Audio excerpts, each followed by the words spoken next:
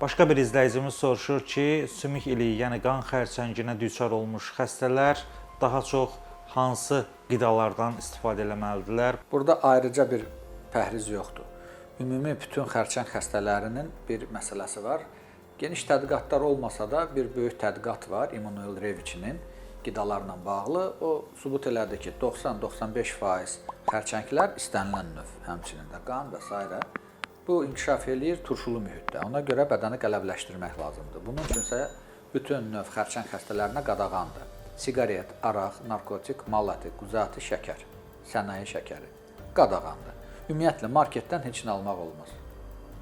Bazarlardan təbii, fermerlərdən, kəndlilərdən onlardan almaq olar təbii məhsulları. Bəs bal yeyə bilərlər? Bal yeyə bilər, bal təbiidir. Amma mürəbbədir, şirniyyatdır, bunları dondurmadır, bunlar olmaz.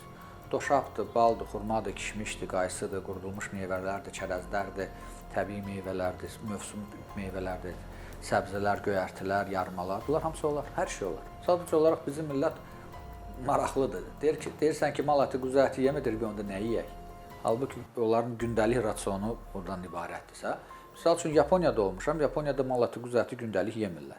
Onlara mən icazə verərdim gündəlik mal ətindən, quzu ətindən, amma balıq məhsullarını icazə verməzdim.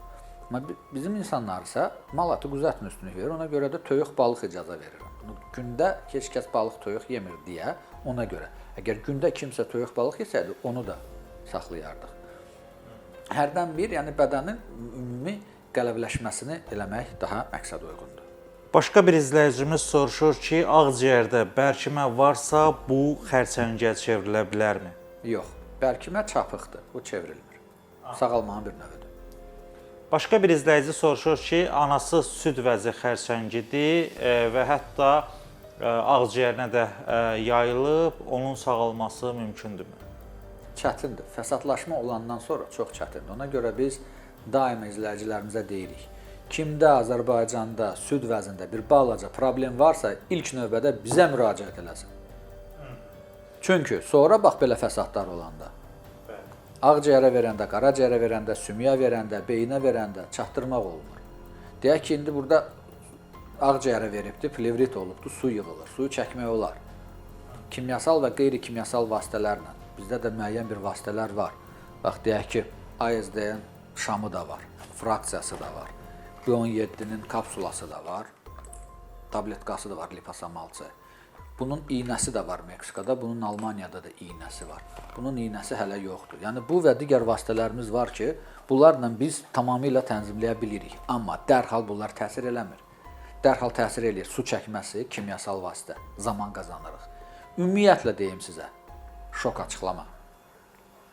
Cərrahiyyə, kimya, şua, xərçəngin müalicəsi deyil. Yardım kimi yarayır. Əgər insanda ağrı varsa, qızdırma varsa, ağrı kəsici vurursan, ağrı götürülür. Qızdırma salıcı verirsən, qızdırması o demək deyil ki, insan sağaldı. Eynilə kimya sağaltmır, amma zaman qazandırır. Ona görə də o taxtabaş onkoloqlar, hansılar ki deyirlər ki, kimya müalicədir, onlar cinayətkardır, yalançıdır. Ona görə də yardım eləmək olar kimya ilə? Olar, amma dalınca da doğru müalicə getməlidir. Ən doğrusu nədir bəs? Ən doğrusu, sırf doğrusu xərçəngin müalicəsini istəyirsiniz açıqlayın. Bəli, buyurun. Molekulyar genetik analiz əsasında İPT terapiya altında immunotargen terapiya yanaşı komplementar müalicə. Bütün bədənin də hipertermiyasını xüsusi infraqırmızı salmalardır. Bu məsələnin elmi tərəfidir, yəni elmi əsaslandırılmasıdır. Bəs xalq dilinə bunu necə çevirə bilərik? Sadə dillə desək, şiş hüceyrələri çox zəifdir. Çox zəifdir. Onlar bir balaca dəyişiklik olan kimi məhv olurlar. Biraz istiyi artırırsan, ölürlər. Biraz şəkərini vermirsən, ölürlər. Biraz oksigenini artırırsan, ölürlər. Biraz mühitini elirsən, qələvi, ölürlər. Ona görə də bunları hamısını bilərəkdən biz bütün bu metodikanı istifadə edə bilirik. Niyə rəsmi onkologiya daxil olunmur bu? Hipertermiya istilik verməkdir. Bədənin qələvləşdirilməsi həmin o dediyim kimidir.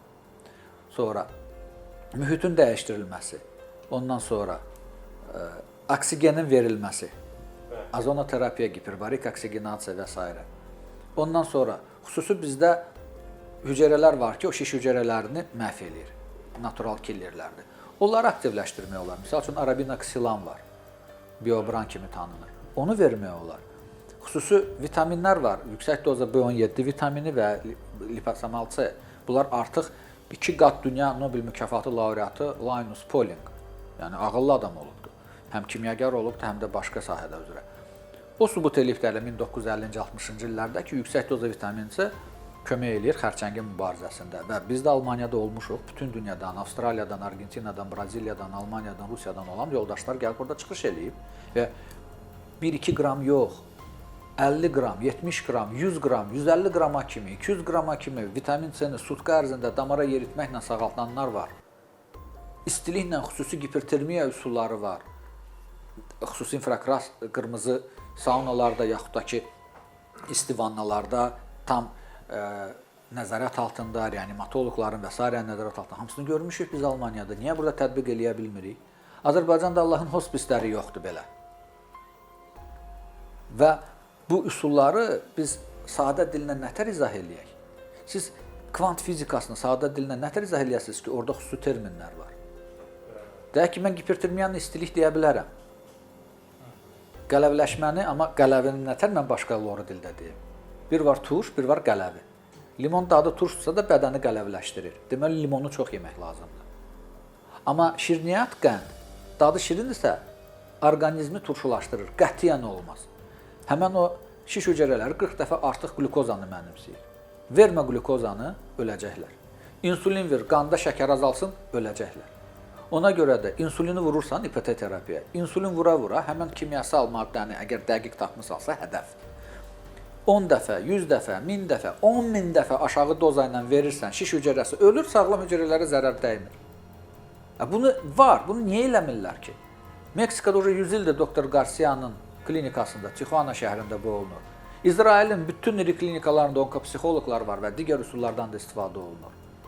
Almaniyada var 200-dən çox belə inteqrativ onkologiya mərkəzləri. Amma bir çox ölkələrdə yoxdur. Çinin indi öz təbabəti var, orada öz variantından çıxır. Azərbaycanda isə heç nə yoxdur. Biz də çalışırıq ki, bunu eləyək. Azərbaycanda ilk və yeganə valiologiya və inteqrativ təbabəti mərkəzi kimi biz deyirik ki, bugün biz bunu eləyə bilərik. Dəstək lazımdır. Ya biznes dəstəyi, ya dövlət dəstəyi, ya ictimai dəstək.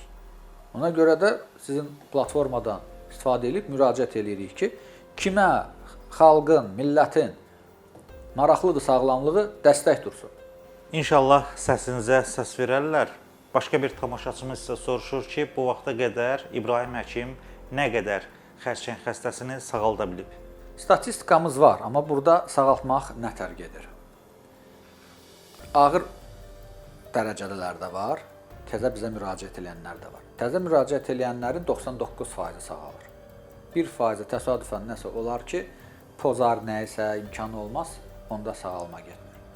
Bu çox yaxşı göstəricidir. Digər tərəfdən, ən böyük bizim uğurumuz nədədir? Rəsmi onkologiyadan müalicəsini artıq imtina eləmiş, ölmə məhkum olmuş xəstələrin, onlar heç 1%-ni də sağaltmırlar. Biz 10%-ni sağalda bilmişik. Yəni 100 nəfər ölmə məhkum olunandan 10 nəfəri düzəldə bilmişik. Bu çox böyük göstəricidir. Ömrümüzü atmışıq, tam stabilləşdirmişik, tam vəziyyətdən çıxartmışıq və s. və s. və s. Əlbəttə, bunların arasında ən ilkin yüngül xəstədən tutmuş, ən fəsadlı ağır xəstədən tutmuş arasında cürbəcür xəstələr növü var və onları da imkan daxilində nə bacarmışıq, eləmişik. Kimisə tam sağalıb, kimsə qismən sağalıb, kimsə stabilləşib, kimsə imkan daxilində həyatını davam eləyir və s. və s.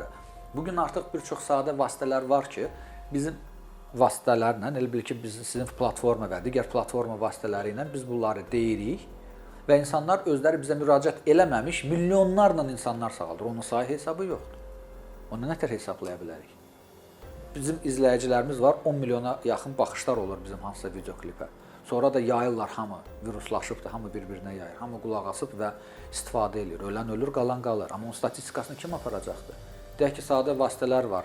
ASD, bir də bunun şamı kimi bunun içməsi də var, bir də krealin var misal üçün. Onlar birbaşa kimyəvi vasitələr deyil, amma xərçəng üçün də birbaşa profil deyil. Onlar periprofilə olunmuş preparatlardır. Fenbendazol, ivermectin kimi və digər preparatlar kimi. Bilirsiniz, bir çox şeyləri hansı ki xərçəngə təsir eləyir. Beynəlxalq imperialistlər və onların yerli tulaları qəsdən protokollara salmırlar. Çünki onlar idarə eləyirlər bəşəriyyətin inkişafını. Və çox böyük problemlər yaradırlar insanlara. İnsanlarda, zəhmətkeşlərdə, xalqımızda sinfi şüur oyanmasa, yaxın gələcəkdə bir çox insanlar xəstə olacaq.